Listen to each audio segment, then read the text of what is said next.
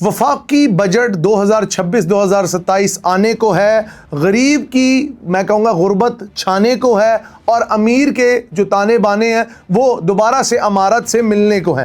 कहने का मकसद ये है इस वक्त पाकिस्तान का जो वफाकी बजट है वो आने को है और उसके अंदर स्ट्रिक्ट किस्म की हदायत है IMF की तरफ से। आपको बजट की थोड़ी सी तफसीलात बताते हैं। इस वक्त बजट की तकरीर भी हो रही है तो तफसीलात ये है कि करीबन 17.5 खरब रुपए का बजट पेश होने जा रहा है, करीबन 62 बिलियन US डॉलर में।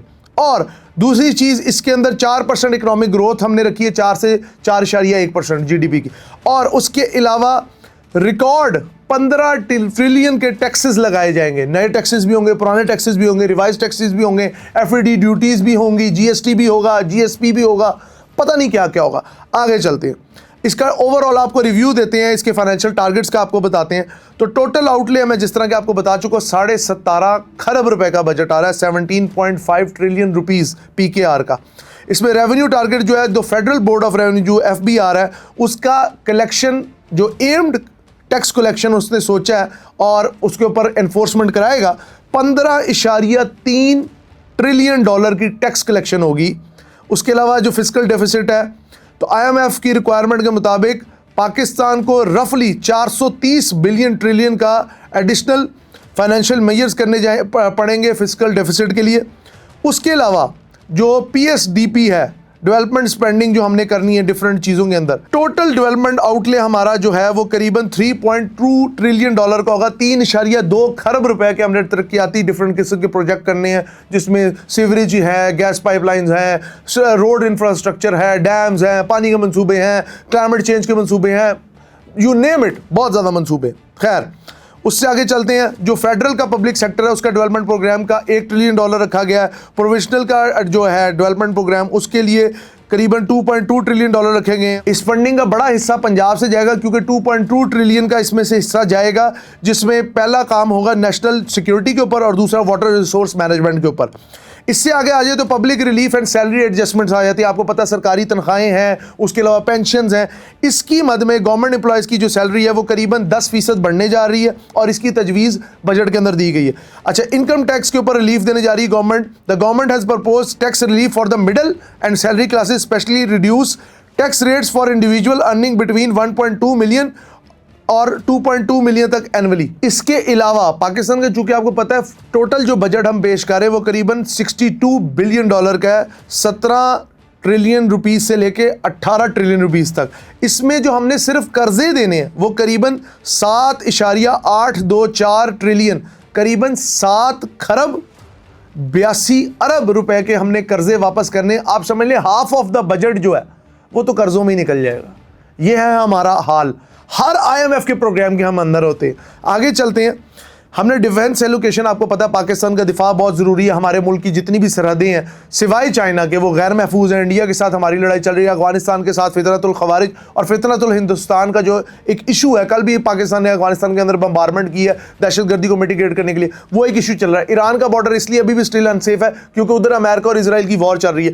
और चौथी तरफ बहीरा अरब है जिधर से इंडिया गाए बगाए डिफरेंट किस्म की दहशतगर्दाना सरगर्मियाँ करता है। सो इन दिस वे करीबन 2.665 ट्रिलियन रुपीस, ये करीबन बनते 2 खरब 66 अरब का हमने आप समझ लें डिफेंस बजट रखा है, हमारा दिफाई बजट है। उसके अलावा FBR टैक्स कलेक्शन में आपको बता चुका हूँ। पेट्रोलियम लेवी के ऊपर जो टारगेट रखा है गवर्नमेंट ने वो रखा है करीबन expected to draw it to 1.727 trillion, ये करीबन बनता है 1.727 खरब रुपया, 1 खरब 72 अरब रुपए की आप समझ लें पेट्रोलियम लेवी के तहत रखा है। उसके अलावा अगर आप देखें इनकम टैक्स के ऊपर कई मामला आए हैं। उसके अलावा जो हमारा GST लगता है जनरल सेल्स टैक्स, उसको बढ़ाने के ऊपर बात हो रही है। कहने का मकसद सिर्फ ये है कि हमने रेलवे के लिए 40 अरब रखा है, पानी के मंसूबों के लिए 100 अरब रखा है। हमारी जो आप समझ लें जो डेवलपमेंट के ऊपर फंडिंग है वो 3.2 ट्रिलियन रुपीज़ रखने, मतलब 3 खरब रुपया हमने डेवलपमेंट फंड करना है।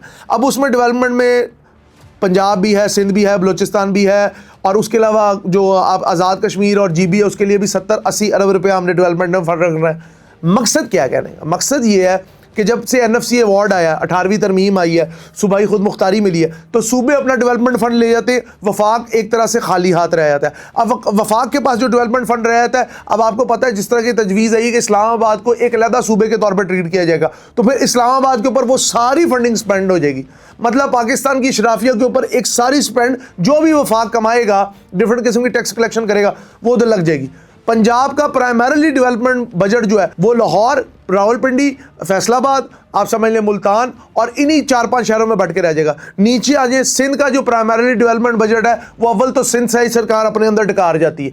उससे ऊपर अगर आए, जब वो अपना बजट पेश करेंगे, जिस तरह भी पंजाब का भी आएगा, बलोचिस्तान का भी आएगा, केपीके का भी आएगा, और उसके अलावा जो बाकी हैं जीबी वगैरह वो भी अपना लाएंगे। अब मसला ये है कि साई सरकार जो है वो कराची को पैसे नहीं देगी, कराची की लोकल गवर्नमेंट में पैसा आएगा, और कराची के जो हालात है वो आपके सामने। आगे चलें, बलोचिस्तान का जो बजट है वो प्राइमरीली वो जो सरदार पार्टियां जो हमेशा सिलेक्ट या इलेक्ट होकर आती हैं वो आपस में अपने बजट की एलोकेशन कर लेंगी, और बलोचिस्तान में महरूमियों का अजाला कभी हो ही नहीं सकेगा, जिसकी वजह से दहशतगर्दी बढ़ेगी, डिफरेंट किस्म की एक्सट्रीमिज्म बढ़ेगा, और अलहदगी पसंदी की तरीकों को परवान चढ़ेंगी। अच्छा, आगे आ जाए, केपीके के अंदर पहले ही जो गवर्नमेंट है वो पीटीआई की है, ठीक है, वो एक खास किस्म की सियासी मुखालफत में आ जाएंगे, और वो वहाँ का बजट पता नहीं पेशावर पे लगाएंगे, किस तरफ लगाएंगे, मोहम्मद एजेंसी की जानिब लगाएंगे या एबटाबाद में लगाएंगे, I don't know. But prime aspect यह है कि पाकिस्तान के अंदर डेवलपमेंट प्रोजेक्ट नहीं चलेंगे। हमारी अभी भी जो जीडीपी की ग्रोथ है वो 3.7 to 3.8% गई है।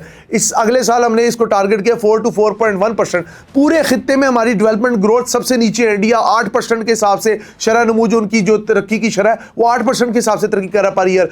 बांग्लादेश 6% के हिसाब से कर रहा है। श्रीलंका ने अपने मामला सेट कर लिए। हम किधर खड़े? हमारा जो बजट है उसमें जो हमारा वो जो फिस्कल डेफिसिट है वही करीबन 7 खरब रुपया।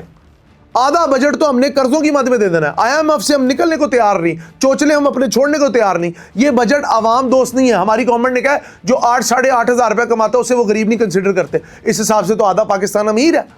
फिर भी 28% गुर्बत निकली है। 28% गुर्बत है हमारे मुल्क में, और इस बजट में अवाम दोस्त कुछ भी नहीं है। सोलर पैनल्स पे टैक्सेस लग गए हैं, ठीक है, मोबाइलों पे टैक्सेस लग जाने हैं, हर उस चीज़ पे टैक्स लगा रहे हैं जो आवाम को रिलीफ दे रही है। मसला क्या है? मसला यह है जो बजट कुव्वतें पेश करती हैं वो अपने फ़ायदे का पेश करती हैं, आपके लिए सिर्फ वो आपकी कह लेना दुहाई सुनने के लिए पेश रहती हैं। कहने का मकसद सिर्फ ये है कि मुमलकत खुदादाद पाकिस्तान, जिसका आइन मुल्क बनने के करीबन 25 से 30 साल बाद तरतीब दिया गया, उसमें अब तक 18 से 19 तरमीम हो गई हैं सिर्फ अशराफिया के फ़ायदे की। आम आदमी का क्या फ़ायदा? आम आदमी की ज़िंदगी में क्या बेहतरी हो रही है? कुछ भी नहीं। वही 22 ख़ानदान जो पहले दिन से इस मुल्क पे आए थे और काबिज़ हो गए थे वही कामयाब जा रहे हैं। ये बजट उन्हीं के लिए पेश होता है। इसमें जितनी भी तजावीज़ होती है फ़ायदे की वो उन्हीं के फ़ायदे की होती हैं। उम्रा गाड़ियाँ ख़रीद सकते हैं, जहाज़ ख़रीद सकते हैं, सब कुछ कर सकते हैं। सिर्फ गरीब आदमी दुहाई दे सकता है। 78 साल की दुहाई है और अगले 78 साल तबाही है। ये है बजट मुमलकत खुदादाद पाकिस्तान का। आपका कीमती फीडबैक हमारे लिए बहुत मददगार साबित होता है, उसको लाजमी दीजिएगा। बहुत शुक्रिया।